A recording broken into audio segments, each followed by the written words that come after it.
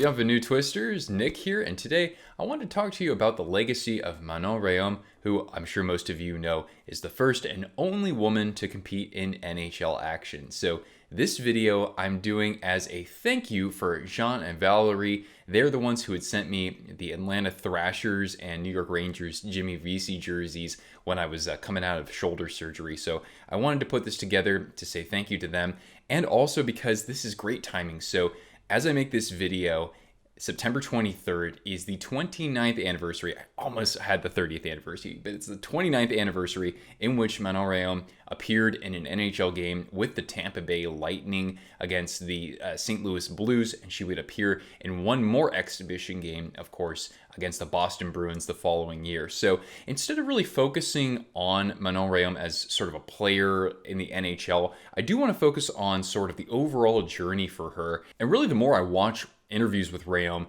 her just drive, her passion for the game, it's amazing. It's something that I think a lot of people could just draw inspiration from. So I wish I had more time to watch even more segments with her, but nonetheless, I just wanted to talk about just the impact that she's had, not only on women in hockey, I should say, but also when it comes to sports and competition and just the competitive mindset. So I hope you find this video interesting, and if you do, of course, leave a thumbs up and subscribe down below if you haven't already. I do want to talk about topics like this once in a while versus just covering the NHL on a day-to-day basis here. So hopefully you get something out of this, and without further ado, let's take a look. So, of course, I just want to summarize. So, on September 23rd, 1992, Manon Rheaume, as a 20-year-old, played in an exhibition game for the Tampa Bay Lightning. So, Phil Esposito was the president and GM, and he had met Rheaume in Montreal at the 1992 NHL draft. So, this is when the Lightning are first coming into the NHL. And so, he goes up to her and he says, "Hey, I've seen video footage of you. I would like you to come to training camp and play." And Rheaume said, "Oh, I thought he was kidding at first." And she gets a letter in the mail, back in the 90s, and she goes to training camp. So really, it's the training camp where I think the story has kind of shifted perspective. It's not just about her becoming the first woman to play in the NHL or in kind of the major sports, hockey, baseball, football, and basketball, the major leagues there, but it's about what she had to do just in training camp alone to get that start. So she goes into this sort of training camp tournament, and there are a few other goaltenders there, of course, and she gets a shutout in her first tournament game there, and she apparently leads the goaltenders in goals against average. And so then Esposito is having a press conference, and Rheaume's there on the podium with him, and he said, "What you saw today, if she continues playing like this, she might start in an exhibition game." And even though it really was a publicity stunt, and I can probably find a quote here from Rheaume, she was just saying, "You know what? It was an opportunity for me to play at the highest level." And I said, "Why not? I don't want to regret this." So it's really that mindset that we're going to explore in just a little bit here. And during that game against the St. Louis Blues in 1992, so Rheaume played the entire second period. So, sometimes goaltenders rotate in preseason games. And so she faced 9 shots, including, I believe, a power play to start things out. And she stopped 7 of those 9 shots. So that's really good, actually, especially when on the opposition, you've got Brett Hull and Brendan Shanahan. I think Shanahan had one of the 2 goals. And you also have to consider here that Rheaume, coming into this not only as a woman, but she's also French-Canadian. So playing in like the Sun Belt, not too many people are necessarily as familiar with that part of Canada necessarily. And also, she's only 5'7", which is still pretty tall for a woman at least. But even so, goaltenders at that time were more around at least 5'10", if not 6 feet. And of course, we know now the average goaltender is at least 6 feet too. So undersized, somewhat foreign, and also a woman. And here she is actually competing among the best players in the world, like Shanahan and Hull. And as I mentioned earlier, she would play one more game for the Lightning in exhibition in 1993 against the Boston Bruins. And later on, she played in the IHL, the International Hockey League, and the ECHL, which was, back then I think it was actually called the East Coast Hockey League, but now it's just ECHL, from 1992 to 1997. I can put her statistics up here as well. So very accomplished just in professional hockey, playing against top competition. Like the IHL, for example, was still a very competitive league at that time. And then she would play for Canada's national women's team and be a part of the first women's national hockey team to compete in the Olympics. And she won a silver medal there. She won 2 IIHF gold medals. So certainly decorated as a player, and later on would be influential not only in her story, but also as a coach and a speaker as well. Now, one of the reasons why I chose to make this video on Manon Rheaume, there are lots of videos of her out there, both from fellow YouTube creators and also Sportsnet, TSN, etc. But back on September 7th, as I'm making this video, that's just a couple weeks ago, at the Videotron Center, which is the site of where the Pepsi Coliseum used to be. That's where the Nordiques played, and that's also where Rheaume actually was on. That was kind of her first big stage. So a statue was unveiled of her there as part of what is called Jean Beliveau Lane. So it's all these Quebec sort of hockey heroes, essentially. So there's a statue of her as just I think a 12-year-old girl or 11-year-old girl, because back in the early 1980s, she competed in the International Pee Wee tournament there. That's a pretty big deal from what I can read. And she was the first female goaltender to compete there. And so this is really the first big stage where you see a female goaltender going in there and at times taking slap shots in practice to the head from certain players. And of course, having success there, and later on even appearing in the QMJHL. Some of the best players in the world like Crosby and McKinnon have come from that league, of course. And so she has been immortalized in Quebec.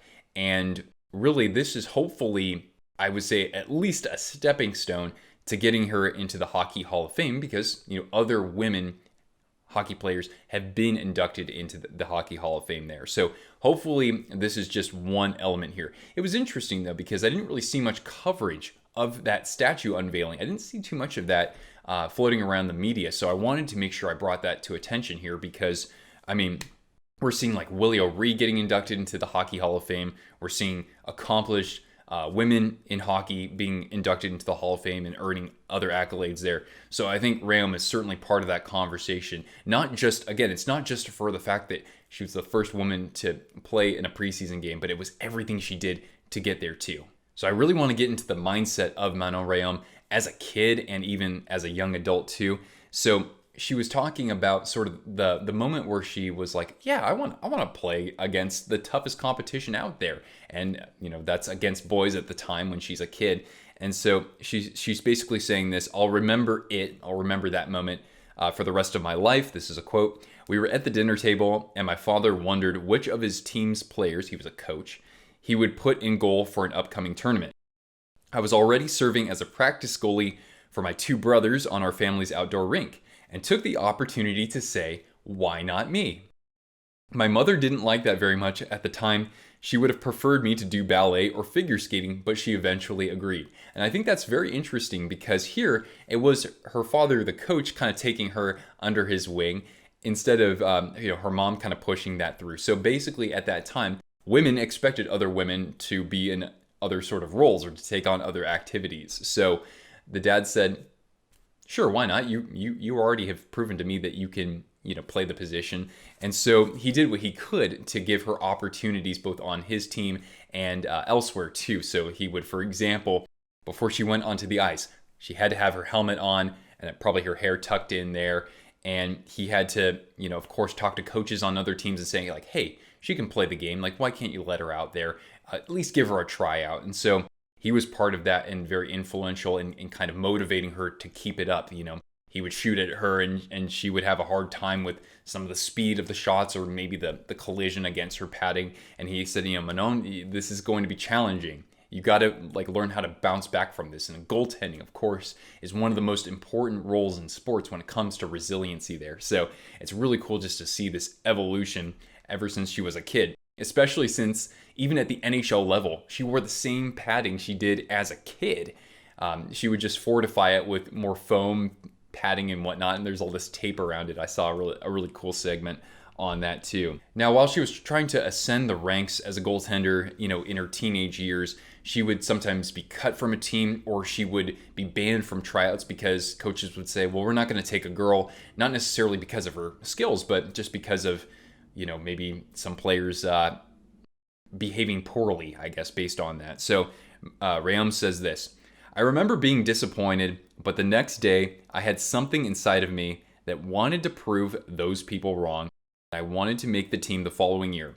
So I started using those rejections as a challenge and as a motivation to get better.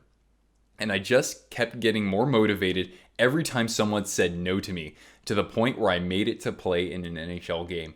I mean, that just transcends hockey, sports, just total. And then when you compare that to when she actually made it to the NHL, after that first game for the Lightning, this is what she said in the press conference. So she said this: when you have this passion, you want to go higher and you want to try what you can do during a big game.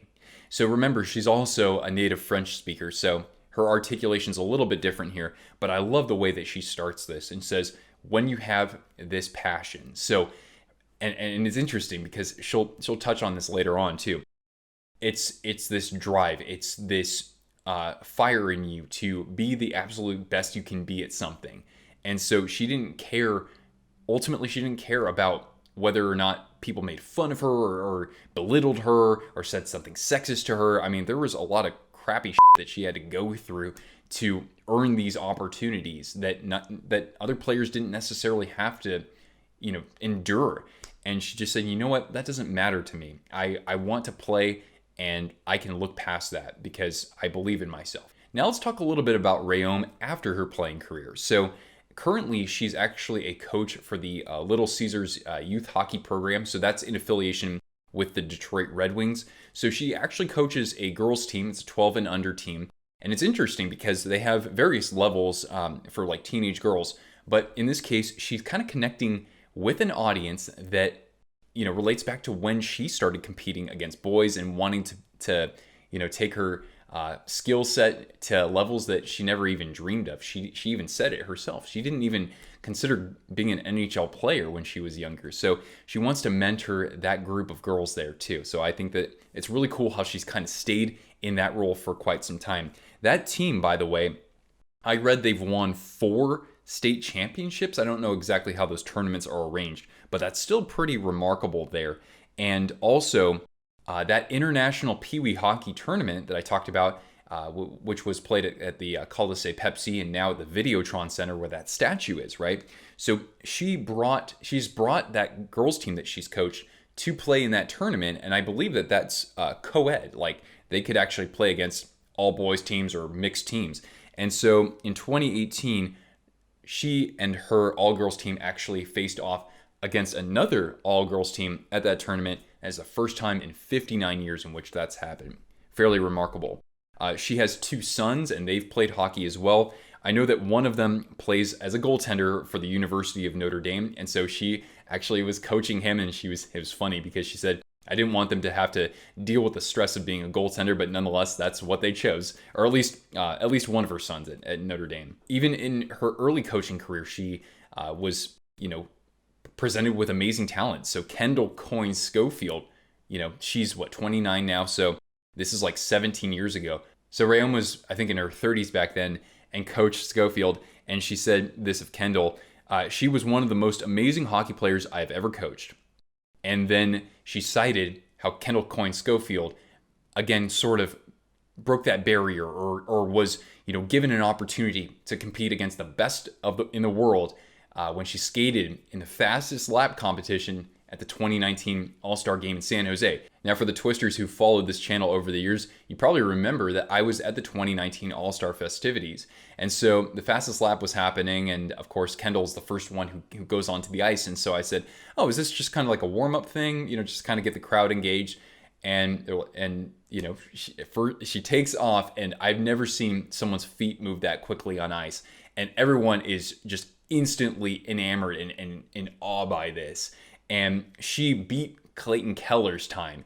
And, the fastest skater was Connor McDavid. He finished his fastest lap, I think, about 1 second quicker than Kendall did. But, even McDavid had some glowing things to say about her as well. And a couple other women were competing in the skills competitions as well. I thought that was awesome.